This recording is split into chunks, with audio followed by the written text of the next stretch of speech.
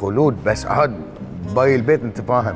انا الحين ويا يرارير يرارير يرار. ايه مع السلامه مع السلامه.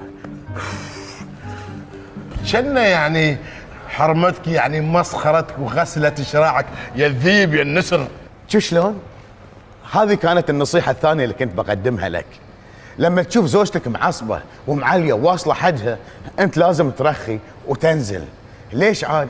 علشان معادله التوازن الاجتماعي والاسري. انشب انطعم اسكت، شبوا لك البيضه. ان شاء الله ان شاء الله. شفت شلون؟ هذه النصيحه الثالثه، اذا صديقك عصب عليك ووصل حده، انت بعد لازم ترخي.